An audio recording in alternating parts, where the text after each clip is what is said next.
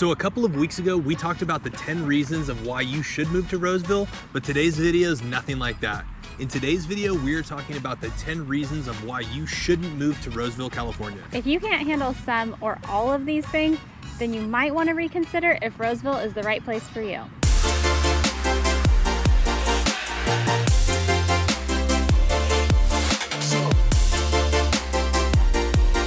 What's up everyone, welcome back to the channel. We're Lance and Lauren with L2 Home Group. In today's video, we are talking about the 10 reasons why you shouldn't move to Roseville, California. There's a lot of awesomeness about Roseville, but there's also some pain points that you should definitely know if you're considering a move or if you're relocating here to Roseville.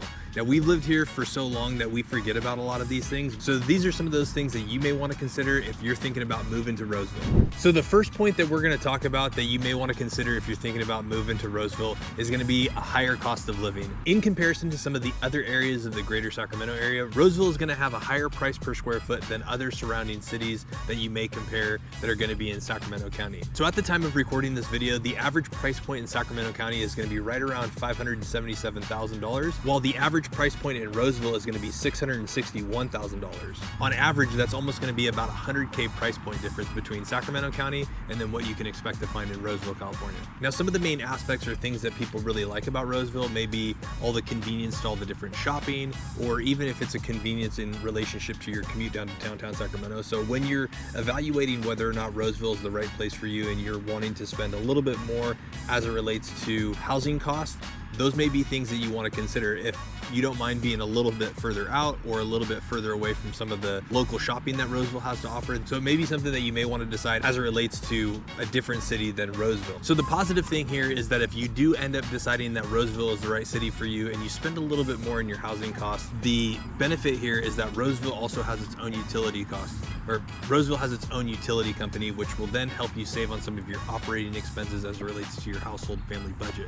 So that's always a positive, especially if you're comparing Roseville to maybe other parts of Placer County that has PG&E. You're going to save a little bit on your monthly expenses as it relates to the utility costs.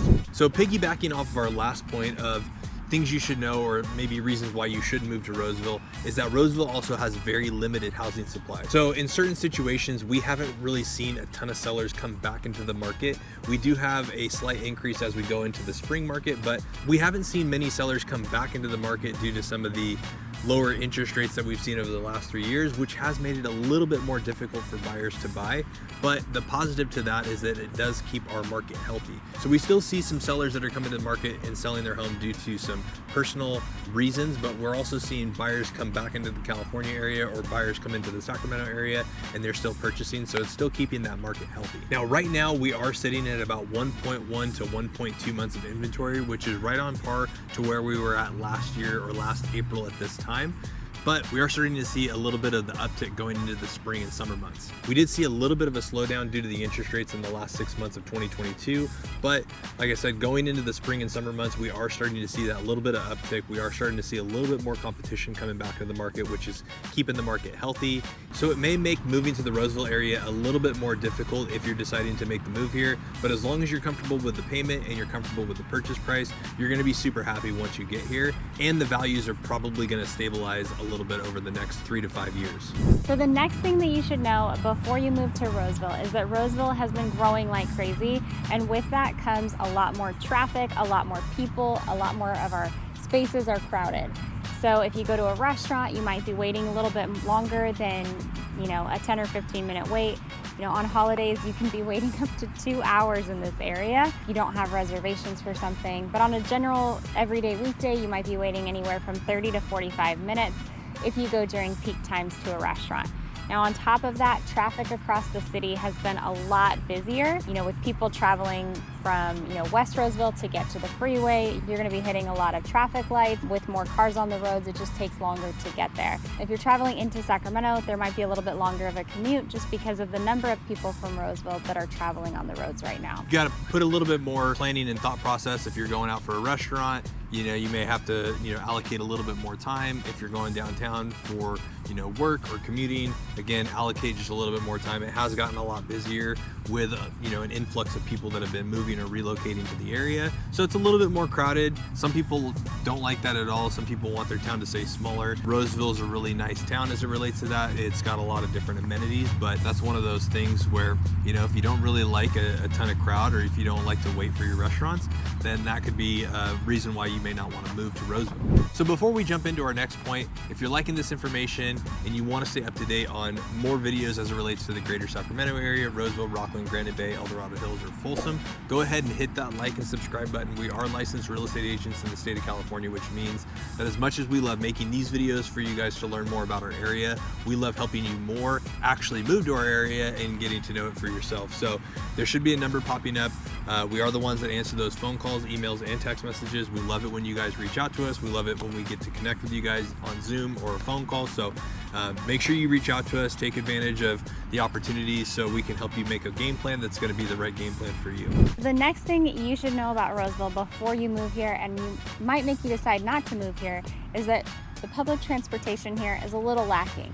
So we don't have any major subway system that'll take you into Sacramento. We do have public transport with buses.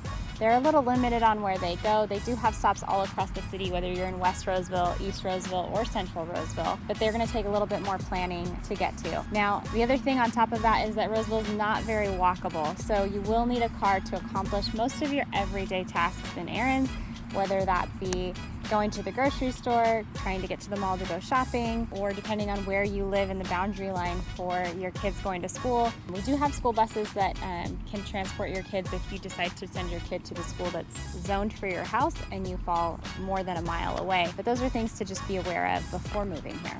Yep, absolutely. It's spread out over 42 square miles, so it's not very walkable.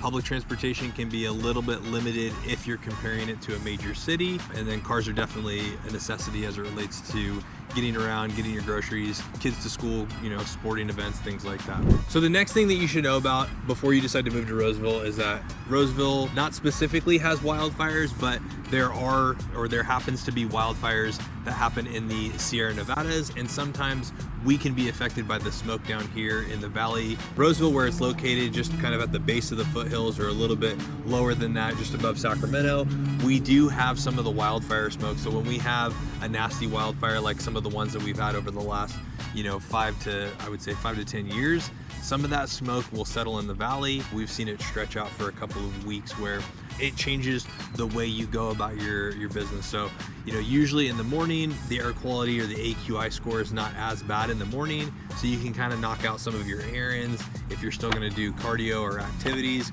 you can still knock that out earlier in the morning. But as it starts to heat up throughout the later of the day, the smoke seems to get worse, or the air quality or the AQI score seems to get worse later into the midday or the afternoon. And it's one of those things that you probably should be aware of. Thank God we haven't experienced any wildfires here personally in Roseville, but it's definitely something that you should know about. If you got any type of air sensitivities or breathing difficulties, that may be something that you may want to consider. You got to change your air filters every 3 months on clockwork, maybe even every month on those months where we're experiencing a little bit more of those wildfires. The other thing on top of wildfires is that while they don't happen all the time, they do happen, like you said, but it is something that we can go maybe a summer where we don't experience that. So it's not something that you can necessarily bank on happening every single year. Hopefully California gets better at maintaining the forestry and we don't see this more in the future, but it is something that we've experienced in the past, so it's something to be aware of. The next thing you should know about Roseville, and might make you decide not to move here, is if you don't like the hot heat, this might not be the place for you. Roseville, we can experience multiple days over 100 degrees. Last summer we experienced around over 40 days where we had over 100-degree weather, and during this time it gets really hot. It does cool off a little bit later at night, once it's dark out, maybe 9-10 o'clock, and it's early in the mornings, it's cooler. But if you want to be outside all day, you might want to think about what the summers could look like here. Now for us personally, we use this time as planning something fun for the family. So we'll either travel to Folsom Lake, which isn't too far from here, it's just a couple cities over, or we'll go paddle boarding on Lake Natoma out in Folsom. So we use the heat as a great thing for us to do as a family to get out of the house and experience the cool water and cool off. So there are a lot of water activities around here. Roseville also has aquatic centers. There's 2 specifically in Roseville where you can go during open times and you can hang out at the aquatic center with your family if that's a way that you want to cool off. But just be aware that Roseville does get hot in the summer. Yep, so we also have Golfland Sunsplash, which is also located in Roseville. It's right off the freeway on 80 in Eureka. That's a fun place to take your family. Some of the parks have splash pads. We're actually at one of the mega parks where the aquatic center is at as well. So a lot of fun, different activities. It does get hot here. We have had clients that have moved out of Sacramento specifically, or the greater Sacramento area, because of the heat here. So the other thing to keep in mind is it's not like that all year round. So, you know, while we do have some pretty hot summers, she had said 40 days where we were over 100-degree temperature. It's not always the worst case scenario as it relates to the rest of the year. I mean, I feel like we kind of, you know, jumped from rainy weather and then we jumped kind of past spring into summer. But for the most part, we'll still get those days sprinkled in. So it's also not a consistent stretch of days where it's just blazing heat from, you know, June all the way through August, where you just can't really escape it for the entire month, for the entire summer, I guess. Yeah, and I guess the other thing I'd say is that it gets hot. It can be over 100 degrees. Now, over 100 can mean 101, 102. We're not like Arizona where it's like 125. Usually it peaks around 110, sometimes 112, and it's only like 1 or 2 days that it gets that high, but usually hovers right around 100. Yep. So next thing that we're going to talk about, so Sacramento is or was formerly known as the city of trees. There's trees per square mile, countless trees per square mile in both Roseville. So Roseville's no different. We do have a lot of foliage. We have a lot of trees here, and we have allergies. So right now, springtime going into summer, a lot of the trees that kind of produce pollen, or even some of these like trees that have kind of like a cotton, you know, type of fibrous to it, you can see it on the ground in just plain aspect of it. So you can be walking down the street and you can look down and see allergies basically sitting on the side of the sidewalk right there underneath the trees. So nothing that an allergy pill couldn't resolve.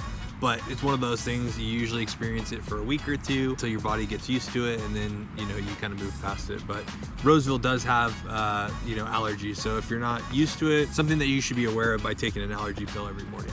The last thing that you should know, you know, before making the decision to move here, and maybe it's a deal breaker for you, but if you're considering moving to Roseville and you're looking for that city nightlife, Roseville doesn't really have it. We do have a few bars that are sprinkled downtown and some places that are open a little bit later, but we don't have the city nightlife. You know, for something to go out to go to a club or something like that, you will have to travel into Sacramento. Roseville's much more suburban. So there are bars in Roseville.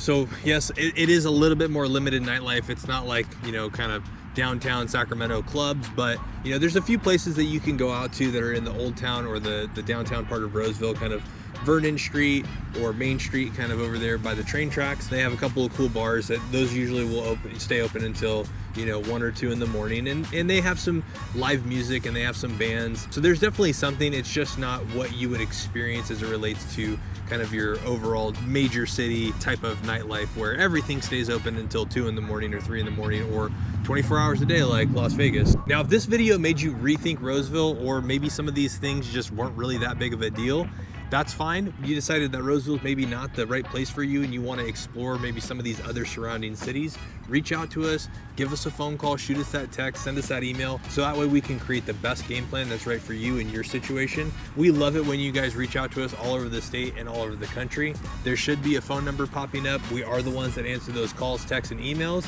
And enjoy your rest of your weekend or your week whenever you're watching this video, and we'll see you on the next one.